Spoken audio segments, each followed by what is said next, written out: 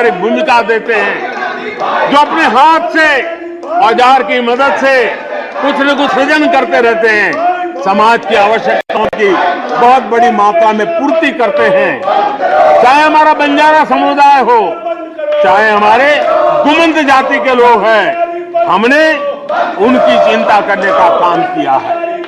PM Svanidhi योजना हो, PM Vishwakarma योजना हो, जिसके द्वारा हमने समाज के इन लोगों की मजबूती के लिए काम किया है, उनके सामर्थ्य को बढ़ाने के लिए काम किया।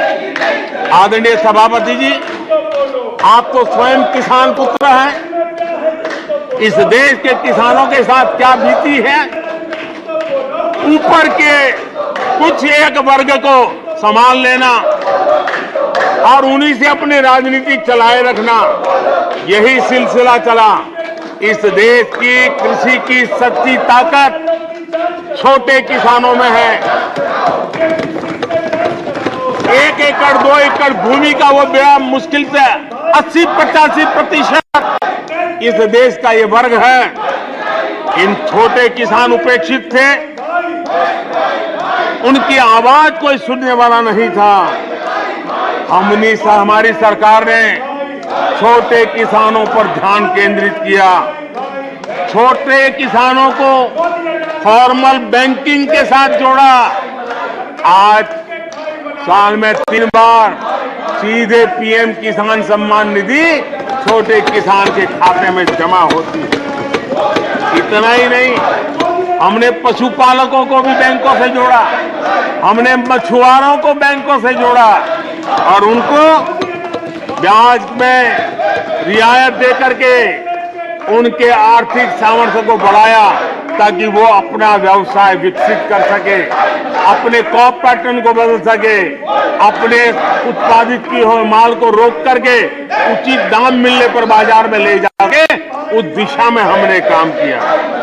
आदरणीय सभापति जी, हम जानते हैं हमारे देश के बहुत सारे किसान ऐसे हैं कि जो बरसाती पानी पर उनको गुजारा करना पड़ता है। सिंचाई की व्यवस्था ये पिछली सरकारों ने की नहीं। हमने और देखा है कि ये छोटे किसान पानी बरसाती के भरोसे जीने वाले मोटे अनाज की खेती करते हैं, पानी होता नहीं है। ये मोटे अनाज की खेती करने वाले किसानों को हमने विशेष स्थान दिया। हमने यूएन को लिखा कि मिलेट ईयर मनाइए, दुनिया में भारत के मोटे अनाज की एक ब्रांडिंग बने, मार्केटिंग बने और उसके सुविचारित रूप से अब उस मोटे अनाज को श्री अन्न के रूप में, जैसे श्रीफल का महात्मा है, वैसे ही श्री अन्न का महात्मा बने और छोटे किसान जो पैदावार करते हैं उनको उचित दाम मिले, ग्लोबल मार्केट मिले, देश में क्रॉप पैटर्न में परिवर्तन आए। और इतना ही नहीं, ये मिलेट सुपरफूड है, पोषण के लिए बहुत बड़ी ताकत है। हमारे देश के नई पीढ़ी को पोषण की समस्या के समाधान में भी ये काम आए, जो मेरे छोटे किसान को भी मजबूत करेगा। हमने फर्टिलाइजर में भी अनेक नए विकल्प डेवलप किए हैं, उसका भी लाभ मिल रहा है। आदरणीय सभापति जी,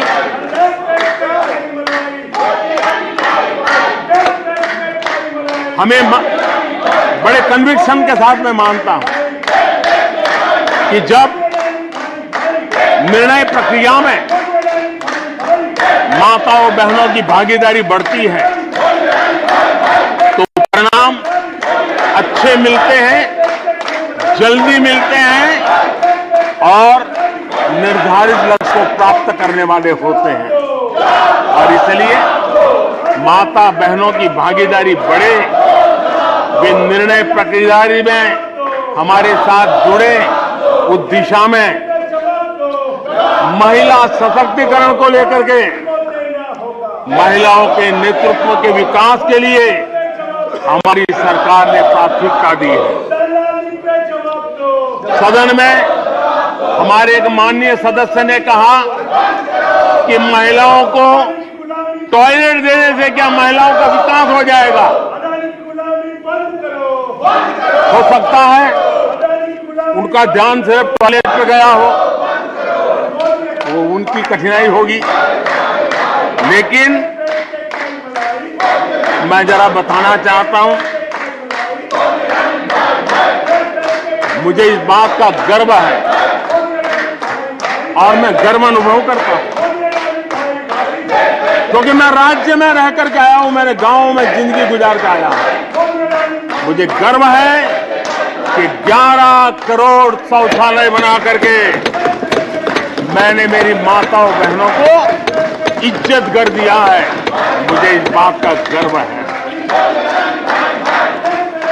हमारी माताओं बहनों, हमारी बेटियों के जीवन चक्र की तरफ जरा नजर करें। हमारी सरकार माताओं बहनों के सशक्तिकरण के लिए कितनी संवेदनशील है, उसकी तरफ मैं जरा ध्यान आकर्षित करना चाहता हूं। और जिनको सिर्फ टॉयलेट पे ही सोच अटक गई थी, वो जरा कान खुल करके सुने ताकि आगे जाकर ये बताने में उनको सुविधा होगी। गर्भावस्था के दौरान शिशु को पौष्टिक खाना मिले, इसके लिए हमने मातृ वंदना योजना चलाई और इसके लिए प्रेगनेंसी के समय महिला के बैंक खाते में सीधा पैसा जाए ताकि उसको पोषण से उसके गर्भ में जो बच्चा है उसके स्वास्थ्य को भी लाभ हो। हमारे यहां माता मृत्यु दर, शिशु मृत्यु दर, इस गंभीर समस्या से मुक्ति का एक उपाय इंस्टीट्यूशनल डिलीवरी। हमारे गरीब से गरीब मां की इंस्टीट्यूशनल डिलीवरी हो, शिशु का जन्म अस्पताल में हो, इसके लिए हमने धन भी खर्च करना तय किया और व्यापक अभियान भी चलाया और उसके सुफल दिखाई भी दे रहे हैं। हम जानते हैं किसी न किसी मानसिक विकृति के कारण बेटियों को मां के कोख में ही मारने की प्रवृत्ति बढ़ गई थी। ये समाज के लिए कलंक था। हमने बेटी बचाओ अभियान चलाया और आज मुझे खुशी है कि बेटे जन्म लेते हैं उसकी तुलना में बेटियों की संख्या बढ़ रही है। ये हमारे लिए संतोष का विषय है। हमने बेटियों की रक्षा का काम किया है। बेटी जब बड़ी होकर स्कूल जाए और शौचालय के अभाव में 5वीं 6वीं कक्षा में आते आते स्कूल छोड़ दें, हमने उस चिंता को भी किया और स्कूलों में बच्चियों के लिए अलग टॉयलेट बनाए ताकि मेरी बच्चियों को स्कूल छोड़ना न पड़े। ये हमने जी चिंता की। बेटी की शिक्षा जारी रहे और इसलिए हमने सुकन्या समृद्धि योजना, जिसमें अधिक ब्याज दे करके बेटियों को सुरक्षित शिक्षा की व्यवस्था का प्रबंध किया ताकि परिवार भी उनको प्रोत्साहन दे। बेटी बड़ी होकर अपना काम करने के लिए बिना गारंटी मुद्रा योजना से लोन ले सके, अपने पैरों पे खड़ी हो सके। और मुझे खुशी है कि मुद्रा योजना के लाभार्थियों में 70% हमारी माताएं बेटियां हैं। हमने ये काम किया है। मां बनने के बाद भी नौकरी जारी रख सके, इसके लिए मातृत्व अवकाश में हमने वृद्धि की है, वो डेवलप कंट्रियों से भी कभी कभी ज्यादा है। ये काम हमने किया है। बेटियों के लिए हमने सैनिक स्कूल खोल दिए हैं। आदरणीय सभापति जी, आप तो स्वयं सैनिक स्कूल के विद्यार्थी रहे हैं। बेटियों को वहां एंट्री नहीं थी, वो काम भी हमने कर दिया। आज सैनिक स्कूलों में मेरी बेटियां पढ़ रही हैं। इतना ही नहीं, हमारी बेटियां अबला नहीं सबला है। वो सेना में जाना चाहती है, अफसर बनना चाहती है। हमने हमारी बेटियों को सेना के दरवाजे भी खोल दिए हैं और आज गर्व होता है सियाचिन में मेरे देश की कोई बेटी मां भारती की रक्षा करने के लिए तैनात होती है। बेटी को गांव में कमाई के अवसर मिले और इसके लिए हमने विमेन सेल्फ हेल्प ग्रुप उसको एक नई ताकत दी, वैल्यू एडिशन किया और बैंकों से मिलने वाली उनकी रकम में बहुत बड़ा इजाफा किया और इसलिए वो भी हमने उनकी प्रगति के लिए हमारी माताओं, बेटियों को, बहनों को लकड़ी के धुएं से जिंदगी में मुसीबतें झेलनी न पड़े, इसलिए हमने उज्ज्वला योजना से गैस का कनेक्शन दिया। हमारी माताओं, बहनों को, बेटियों को पीने का पानी के लिए जूझना न पड़े, 2-2, 4-4 किलोमीटर तक जाना न पड़े। हमने नल से घर तक पानी पहुंचाने का अभियान चलाया ताकि मेरी माताओं, बेटों को, बेटियों को, बहनों को, बेटियों को अंधेरे में गुजारा न करना पड़े, इसलिए हमने सौभाग्य योजना से ऐसे गरीब परिवारों तक बिजली पहुंचाई।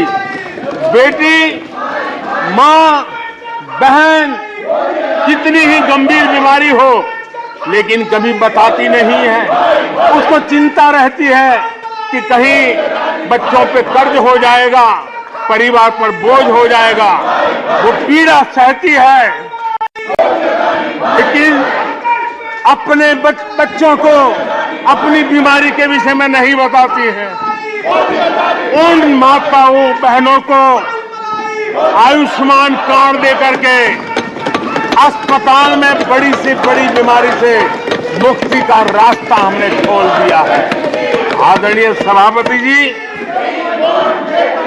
बेटी का संपत्ति पर अधिकार हो, इसलिए हमने सरकार की तरफ से जो आवाज देते हैं उसमें बेटी के राइट निश्चित किया, उसके नाम पर प्रॉपर्टी करने का काम किया। हमने महिला सशक्तिकरण के लिए हमारी माताओं, बहनों को जो भी छोटी मोटी बचत कर लें, मुसीबत झेल करके बचत करना माताओं, बहनों का स्वभाव होता है और वो घर में अनाज के डिब्बे में पैसे रख करके गुजारा करती है, उस मुसीबत में निकाल के हमने उसको जनधन के खाते दे दिए, बैंक में पैसा जमा करे, इसकी व्यवस्था कर दी। और आदरणीय सभापति जी, इस बजट सत्र के लिए तो गर्व की बात है कि बजट सत्र का प्रारंभ महिला राष्ट्रपति के द्वारा होता है और बजट सत्र का विधिवत प्रारंभ महिला वित्त मंत्री के अवसर पर होता है। देश में ऐसा संयोग पहले कभी नहीं आया जो आज आया है और हमारा तो प्रयास रहेगा कि ऐसे शुभ अवसर आगे भी देखने को मिले।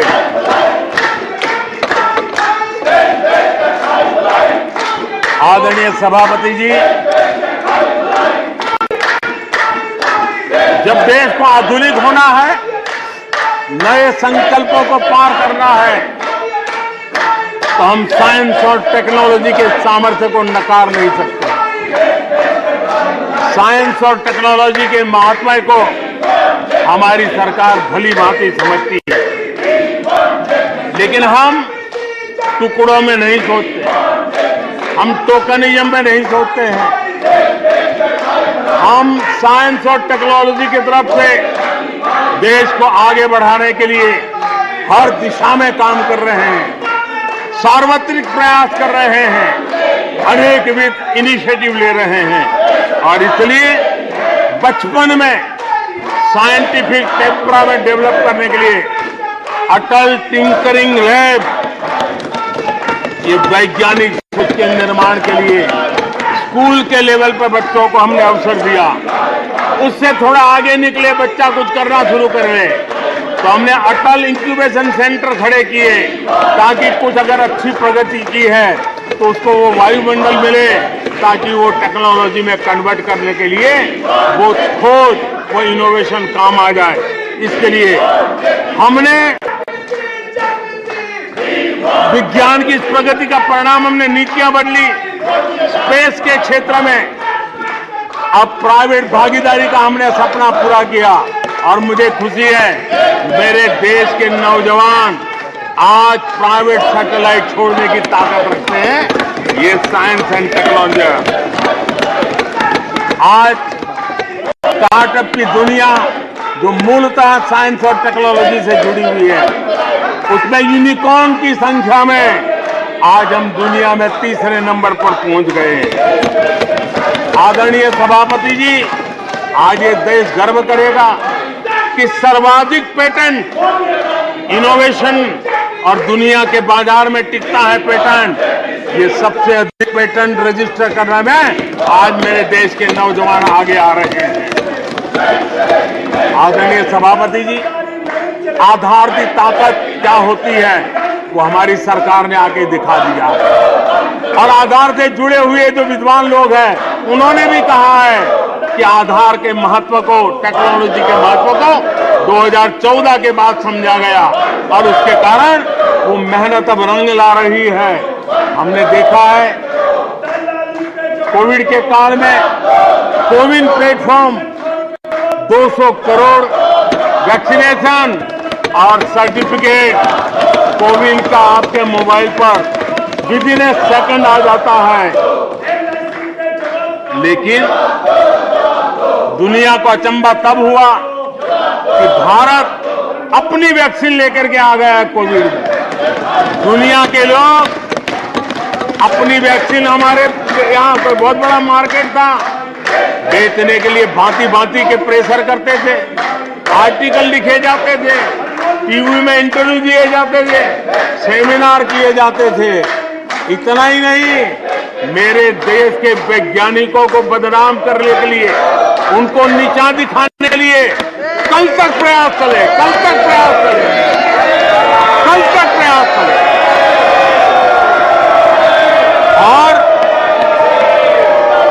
मेरे ही देश के वैज्ञानिकों ने आज दुनिया में जिसको स्वीकृति मिली है ऐसी वैक्सीन से, मेरे देशवासियों का ही नहीं 150 देशों के लोगों की आवश्यकताओं को पूरी किया जाता है।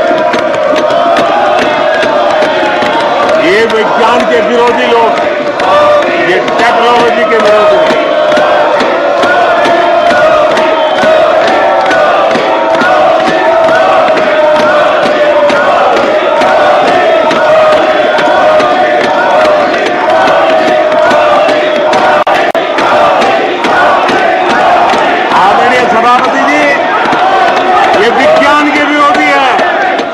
टेक्नोलॉजी के विरोधी है। हमारे वैज्ञानिकों को बदनाम करने का कोई मौका नहीं छोड़ते। फार्मेसी की दुनिया में हमारा देश एक ताकत बन के उभर रहा है, दुनिया की फार्मेसी का हब बन रहा है। हमारे नौजवान नए नए इनोवेशन कर रहे हैं, उसको बदनाम करने के रास्ते खोज रहे हैं लोग। उनको देश की चिंता नहीं है, अपने राजनीतिक उठापटक की चिंता है। ये दुर्भाग्य है देश का। आदरणीय सभापति जी, आज मैं बाली में था, G20 देश के समूह डिजिटल इंडिया इसको समझने के लिए लालायित रहते थे। सक्सेस को पूरी दुनिया ने प्रभावित किया है। डिजिटल लेन देन में आज हिंदुस्तान दुनिया का लीडर बना हुआ है। आदरणीय सभापति जी, हमें खुशी है आज 100 करोड़ से ज्यादा मोबाइल फोन मेरे देशवासियों के हाथ में है। आदरणीय सभापति जी, एक समय था हम मोबाइल इंपोर्ट करते थे, आज गर्व है मेरा देश मोबाइल एक्सपोर्ट कर रहा है। 5G हो, AI हो, IoT हो, उस तकनीक को आज देश बहुत तेज गति से अपना रहा है, उसका विस्तार कर रहा है। ड्रोन, इसका इस्तेमाल सामान्य जीवन में हो, सामान्य नागरिक की भलाई हो, हमने पॉलिसी में वो बदलाव किया और दवाइयां दूर सुदूर इलाकों में ड्रोन से पहुंचाने का काम आज मेरे देश में हो रहा है। साइंस और टेक्नोलॉजी के महत्व को आज खेत में मेरा किसान ड्रोन की ट्रेनिंग लेकर के खेती में ड्रोन का क्या उपयोग हो आज मेरे गांव में दिखाई दे रहा है। जियो स्पेशल सेक्टर में हमने दरवाजे खोल दिए। ड्रोन के लिए एक पूरा नया विकास का विस्तार करने का अवसर हमने कर दिया। आज देश में यूएन जैसे लोग चर्चा करते हैं कि दुनिया में लोगों के पास अपने पास जमीन के घर के मालिकाना हक नहीं है। यूएन की चिंता है दुनिया। भारत ने ड्रोन की मदद से स्वामित्व योजना से गांव में घरों में उसका नक्शा और मालिकी हक देने का काम किया है। उसको कोर्ट कचहरी के चक्करों से और कभी घर बंद हो कोई आकर के कब्जा कर न ले, सुरक्षा का एहसास दिया है। हमने टेक्नोलॉजी का भरपूर प्रयास कॉमन मैन के लिए करने की इस दिशा में सफलता पाई है। आज देश टेक्नोलॉजी के क्षेत्र में आधुनिक विकसित भारत के सपने में उसका महत्व हम समझते हैं और इसलिए ह्यूमन रिसोर्स डेवलपमेंट इनोवेशन इसका महत्व बहुत है और इसलिए दुनिया की एकमात्र फॉरेंसिक साइंस यूनिवर्सिटी हमारे देश में है। हमने गति शक्ति यूनिवर्सिटी बना करके इंफ्रास्ट्रक्चर की दुनिया में एक नई पहल की है। हमने एनर्जी यूनिवर्सिटी बना करके आज देश रिन्यूएबल एनर्जी के क्षेत्र में एक नया जंप लगाए। अभी से हमारे नौजवान तैयार हो उस दिशा में हम कर रहे हैं। हमारे देश में टेक्नोक्रेट की तरफ, इंजीनियर्स की तरफ, साइंस की तरफ नफरत करने में कांग्रेस ने अपने शासनकाल में कोई कमी नहीं रखी है और साइंस और टेक्नोलॉजी को सम्मान देने में हमारे कार्यकाल में कोई कमी नहीं रखी है। ये हमारा रास्ता है।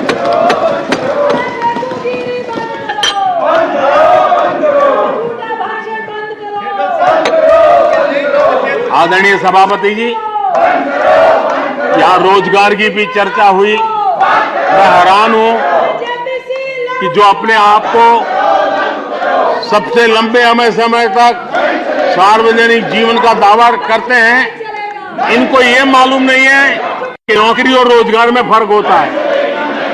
जिनको नौकरी और रोजगार का फर्क समझ नहीं है वो हमें उपदेश दे रहे हैं। आदरणीय सभापति जी, नए नए नैरेटिव गढ़ने के लिए आधी अधूरी चीजों को पकड़ करके झूठ फैलाने के प्रयास हो रहे हैं। बीते 9 वर्ष में अर्थव्यवस्थाओं का जो विस्तार हुआ है, नए सेक्टर्स में रोजगार की नई संभावनाएं बनी। आज ग्रीन इकोनॉमी में देश जिस प्रकार से आगे बढ़ रहा है, उसने ग्रीन जॉब की बहुत बड़ी संभावनाएं धरती पर उतार करके दिखाई है और अधिक संभावनाएं बनी हुई है। डिजिटल इंडिया के विस्तार से डिजिटल इकोनॉमी उसका भी एक नया क्षेत्र। आज सर्विस सेक्टर में डिजिटल इंडिया एक नई बुलंदी पर है। 5 लाख कॉमन सर्विस सेंटर, गांव के अंदर एक एक कॉमन सर्विस सेंटर में 2-2, 5-5 लोग रोजी रोटी कमाते हैं और दूर सुदूर जंगलों के छोटे छोटे गांव में भी कॉमन सर्विस सेंटर में आज हमारे देश की आवश्यक सेवाएं गांव के लोगों को एक बटन पर उपलब्ध हो, ये व्यवस्था हुई है। डिजिटल इकोनॉमी ने अनेक नए रोजगार की संभावनाएं पैदा की। आदरणीय सभापति जी, 90,000 रजिस्टर्ड स्टार्टअप, इसने भी रोजगार के नए द्वार खोले हैं। अप्रैल से नवंबर 2022 के दौरान ईपीएफओ पेरोल में 1 करोड़ से अधिक लोग जोड़े गए हैं। 1 करोड़ से अधिक लोग। आदरणीय सभापति जी, आत्मनिर्भर भारत रोजगार योजना, इसके जरिए 60 लाख से अधिक नए कर्मचारियों का लाभ हुआ है। आत्मनिर्भर भारत अभियान के तहत हमने अपने उद्यमियों के लिए स्पेस, डिफेंस, ड्रोन, माइनिंग, कोल अनेक क्षेत्रों को खोला है, जिसके कारण रोजगार की संभावना में नई गति आई है। और देखिए, हमारे नौजवानों ने इन सारे कदमों का आगे आकर के अवसर उठाया है, उसका फायदा। आदरणीय सभापति जी, रक्षा के क्षेत्र में यह देश आत्मनिर्भर बने, ये देश के लिए बहुत आवश्यक है। मुझे खुशी है कि रक्षा के क्षेत्र आत्मनिर्भरता का मिशन लेके हम चले। आज 350 से ज्यादा निजी कंपनियां रक्षा के क्षेत्र में आई है और करीब 1 लाख करोड़ रुपए का एक्सपोर्ट रक्षा के क्षेत्र में मेरा देश कर रहा है और अभूतपूर्व रोजगार इस क्षेत्र में भी पैदा हुए हैं। आदरणीय सभापति जी, रिटेल से लेकर के टूरिज्म तक हर सेक्टर का विस्तार हुआ है। खादी और ग्रामोद्योग, महात्मा गांधी के साथ जो व्यवस्था जुड़ी हुई है, खादी ग्रामोद्योग को भी डुबो दिया था। आजादी के बाद सर्वाधिक खादी ग्रामोद्योग के रिकॉर्ड तोड़ने का काम हमारे कालखंड में हुआ है। आदरणीय सभापति जी, इंफ्रास्ट्रक्चर में हो रहा रिकॉर्ड निवेश, चाहे रेल का काम होता हो, रोड का काम होता हो, पोर्ट का काम होता हो, एयरपोर्ट का काम होता हो, प्रधानमंत्री ग्राम सड़क योजनाएं बनती हो, ये सारे इंफ्रास्ट्रक्चर के काम, उसके लिए जो मटेरियल लगता है, उस इंडस्ट्री में रोजगार की संभावनाएं बढ़ी है। हर जगह निर्माण कार्य के अंदर मजदूर से लेकर मैकेनिक तक हर प्रकार के रोजगार की संभावनाएं, इंजीनियर से लेकर के श्रमिक तक हर किसी के लिए रोजगार के नए अवसर बने हैं। और उसी के कारण यूथ विरोधी नीति लेकर के चले हुए लोगों को आज यूथ नकार रहा है और यूथ के भलाई के लिए हम जिन नीतियों को लेकर के चल रहे हैं, इसको आज देश स्वीकार कर रहा है। आदरणीय सभापति जी, यहां भी ये भी कहा गया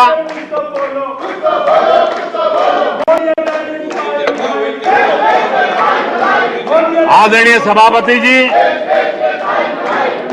यहां ये भी कहा गया कि सरकार की योजनाओं को उनके नामों को लेकर के आपत्ति उठाई।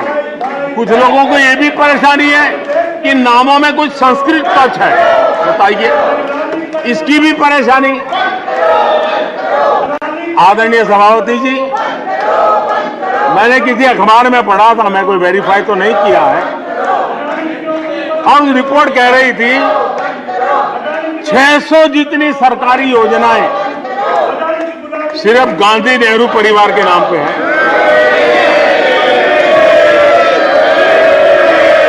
आदरणीय सभापति जी, किसी कार्यक्रम में अगर नेहरू जी के नाम का उल्लेख नहीं हुआ तो कुछ लोगों के बाल खड़े हो जाते हैं, उनका लहू एकदम गर्म हो जाता है कि नेहरू जी का नाम क्यों नहीं दिया। आदरणीय सभापति जी, मैं बहुत आश्चर्य होता है कि चलो भाई, हमसे कभी छूट जाता होगा नेहरू जी का नाम, और छूट जाता होता होगा, हम ठीक भी कर लेंगे क्योंकि वो देश के पहले प्रधानमंत्री थे। लेकिन मुझे ये समझ नहीं आता है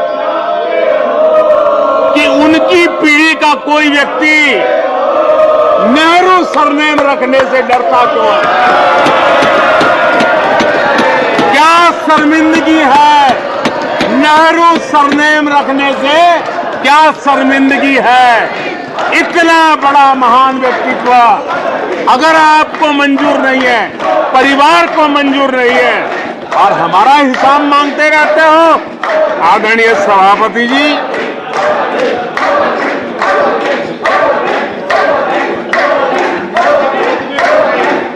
कुछ लोगों को समझना होगा, ये सदियों पुराना देश सामान्य मानवी के पसीने और पुरुषार्थ से बना हुआ देश, जन जन की पीढ़ियों की परंपरा से बना हुआ देश है। ये देश किसी परिवार की जागीर नहीं है। हमने मेजर ध्यानचंद जी का नाम पर खेल रत्न का पुरस्कार कर दिया। अंडमान में नेताजी सुभाष के नाम पर, स्वराज के नाम पर हमने द्वीपों का नामकरण किया। हमें गर्व हो रहा है। नेताजी सुभाष बोस के योगदान के लिए देश गर्व करता है, हम गर्व करते हैं। इतना ही नहीं, जो लोग आए दिन हमारे देश की सेना को नीचा दिखाने का मौका नहीं छोड़ते, हमने इन द्वीपों को परमवीर चक्र प्राप्त करने वाले सेनानियों के नाम कर दिया। आने वाली सदियों तक कोई हिमालय की चोटी एक एवरेस्ट व्यक्ति के नाम पर एवरेस्ट बन गई। मेरे द्वीप समूह मेरे परमवीर चक्र विजेता मेरे देश के सेनानियों के नाम कर दिया। ये हमारी श्रद्धा है, ये हमारी भक्ति है और उसको लेकर के हम चलते हैं। आदरणीय और इससे आपको तकलीफ है और तकलीफ व्यक्त भी हो रही है। हर एक की तकलीफ व्यक्त करने के रास्ते अलग होंगे। हमारा रास्ता है सकारात्मक। कभी कभी अब ये सदन है, एक प्रकार से राज्यों का महात्मा है। हम पर ऐसे भी आरोप लगाए जाते हैं कि हम राज्यों को परेशान करते हैं। आदरणीय सभापति जी, मैं लंबे अरसे तक राज्य का मुख्यमंत्री रह करके आया हूं। फेडरलिज्म का क्या महत्व होता है वो भली भांति समझता है, उसको जी करके आया हूं। और इसलिए हमने कोऑपरेटिव कॉम्पिटिटिव फेडरलिज्म पर बल दिया है। आओ हम पर्दा करें, हम आगे बढ़े, हम सहयोग करें, हम आगे बढ़े, उस दिशा में हम चले हैं। हमने हमारी नीतियों में नेशनल प्रोग्रेस का भी ध्यान रखा है और रीजनल एस्पिरेशन को भी एड्रेस किया है। National progress and regional aspiration, इसका परफेक्ट कॉम्बिनेशन हमारी नीतियों में दिखा है, क्योंकि हम सब मिलकर के 2047 तक एक विकसित भारत का सपना पूरा करने के लिए चल पड़े हैं। लेकिन जो लोग आज विपक्ष में बैठे हैं, उन्होंने तो राज्यों के अधिकारों की धज्जियां उड़ा दी। जरा मैं कच्चा चिट्ठा आज खोलना चाहता हूं।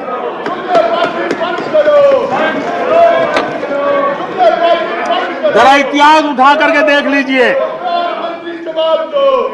वो कौन पार्टी थी, वो लोग कौन सत्ता में बैठे थे जिन्होंने आर्टिकल 356 का सबसे ज्यादा दुरुपयोग किया।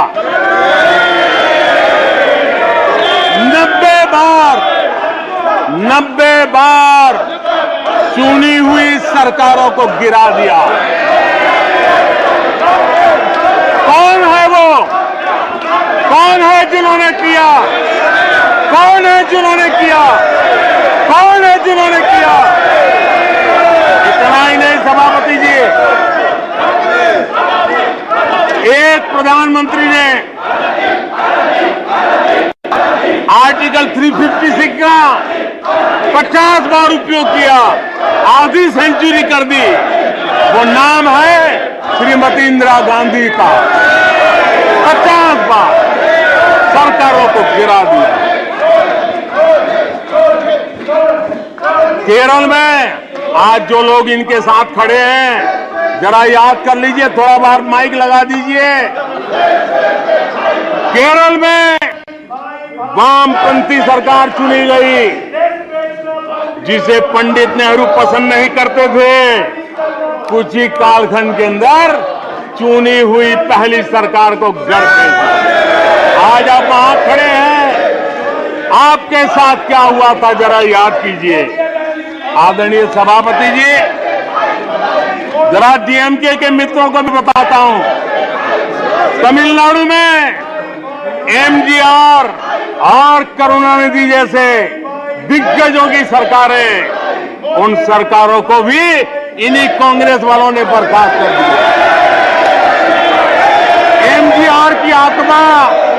एमजीआर की आत्मा देखती होगी आप कहां खड़े हो। यहां पर पीछे बैठे हैं इस सदन के वरिष्ठ सदस्य और जिनको मैं हमेशा एक आदरणीय नेता मानता हूं, श्रीमान शरद पवार जी। 1980 में शरद पवार जी का आयु 35-40 साल की थी। एक नौजवान मुख्यमंत्री महाराष्ट्र की सेवा करने के लिए निकला था, उनकी सरकार को भी गिरा दिया गया और आज वो वहां है। हर क्षेत्रीय नेता को उन्होंने परेशान किया और एनटीआर के साथ क्या किया। यहां कुछ लोग आज कपड़े बदले होंगे, नाम बदला होगा, ज्योतिषियों की सूचना के अनुसार नाम बदला होगा, लेकिन कभी वो भी उनके साथ थे उस एनटीआर की सरकार को। और तब वो तबीयत के लिए अमेरिका गए थे, अपने हेल्थ के लिए गए थे।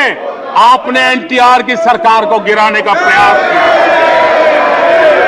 ये कांग्रेस की राजनीति का स्तर था। आदरणीय सभापति जी, अखबार निकाल के देख लीजिए, हर अखबार लिखता था कि राजभवनों को कांग्रेस के दफ्तर बना दिए गए हैं, कांग्रेस के हेडक्वार्टर बना दिए गए। 2005 में झारखंड में एनडीए के पास ज्यादा सीटें थी, लेकिन गवर्नर ने यूपीओ को शपथ के लिए बुला लिया था।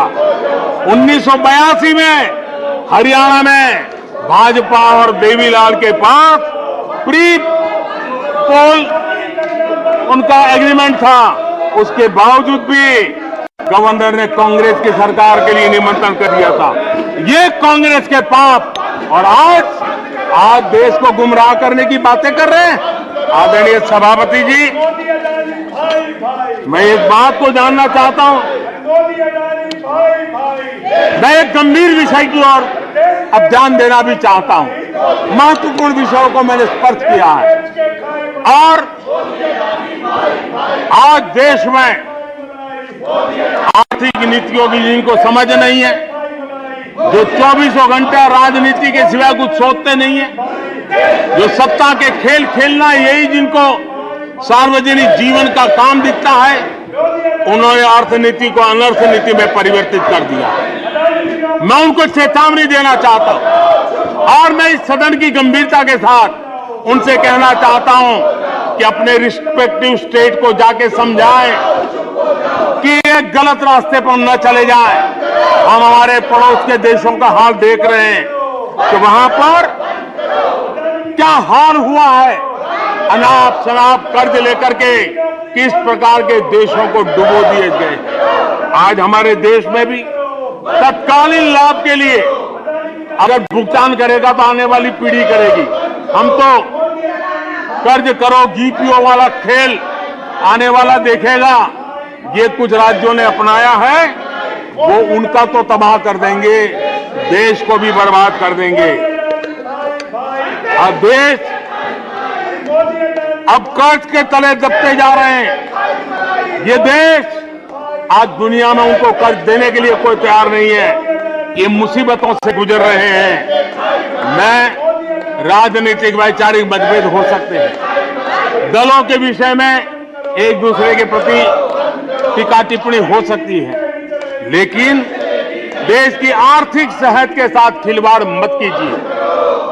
आर्थिक सेहत के साथ खिलवाड़ मत कीजिए। आप ऐसा कोई पाप मत कीजिए जो आपके बच्चों के अधिकारों को छीन ले और आज अपना मौज कर लें और बच्चों के नसीब में बर्बादी छोड़ के चले जाए, ऐसा करके न जाए। आज आपको पॉलिटिकली सूट का मैंने तो देखा, एक मुख्यमंत्री ने बयान दिया कि भाई अब ठीक है, मैं तो निर्णय करता हूं, अभी मुसीबत मुझे कहां आएगी, 2030-32 के बाद आएगी, जो आएगा वो भुगतेगा। क्या कोई देश ऐसे चलता है क्या? लेकिन ये जो वृत्ति बन रही है वो बहुत चिंता का विषय है। आदरणीय सभापति जी, देश की आर्थिक सेहत के लिए राज्यों ने भी अपनी आर्थिक सेहत के संबंध में डिसिप्लिन का रास्ता चुनना पड़ेगा और तभी जाकर के वे राज्य भी इस विकास की यात्रा का लाभ ले पाएंगे और उनके राज्यों के नागरिकों का भला करने में हमें भी सुविधा हो जाएगी, ताकि हम उन तक लाभ पहुंचाना चाहते हैं। आदरणीय सभापति जी, 2047 में यह देश विकसित भारत बने, ये हम सबका संकल्प है। 140 करोड़ देशवासियों का संकल्प है। अब देश पीछे मुड़ करके देखने को तैयार नहीं है, देश लंबी छलांग मारने को तैयार है।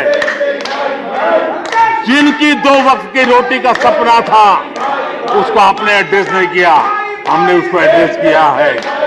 जिसको सामाजिक न्याय की अपेक्षा थी, जो आपने एड्रेस नहीं किया, हमने एड्रेस किया है। जिन अवसरों को तलाशता था, उन अवसरों को उपलब्ध कराने के लिए हमने अनेक कदम उठाए हैं और आजाद भारत का जो सपना है, उन सपने को पूरा करने के लिए हम संकल्पबद्ध होकर के चले। और आदरणीय सभापति जी, देश देख रहा है, देश देख रहा है, एक अकेला कितनों को भारी पड़ रहा है, एक अकेला कितनों को भारी पड़ रहा है। अरे नारे बोलने के लिए भी उनको बदल करना पड़ता है। जो भी ये बोलता है, घंटे भर से आवाज की जवाब देना है। आदरणीय सभापति जी, एक कन्विक्शन के कारण चला हूं, देश के लिए जीता हूं, देश के लिए कुछ करने के लिए निकला हुआ हूं। और इसलिए ये राजनीतिक खेल खेलने वाले लोग, उनके अंदर वो हौसला नहीं है, वो ढूंढ रहे हैं, बचने का रास्ता खोज रहे हैं।